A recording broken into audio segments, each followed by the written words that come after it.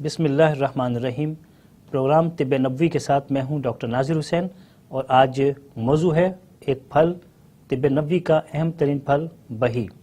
بہی کے بارے میں نبی کریم صلی اللہ علیہ وسلم کا ارشاد ہے، اور یہ مختلف احادیث مبارکہ، خاص طور سے ابن ماجہ کی حدیث ہے کہ یہ دل کو طاقت دیتا ہے، سانس کو خوشبودار بناتا ہے اور سینے سے بوجھ کو اتار دیتا ہے۔ جبکہ ابن سنی اور ابو نعیم میں اس کے فوائد بیان کیے گئے ہیں کہ سفر جل کھاؤ، کیونکہ یہ دل کے دورے کو ٹھیک کر کے سینے سے بوجھ اتار دیتا ہے۔ اسی لیے آج ماہرین دل کے دورہ یعنی ہارٹ اٹیک اور مایوکارڈیل انفراکشن، ان امراض میں اور دل کے دیگر امراض میں بہی کو بطور دوا استعمال کرتے ہیں، جبکہ یہ اہم ترین پھل ہے۔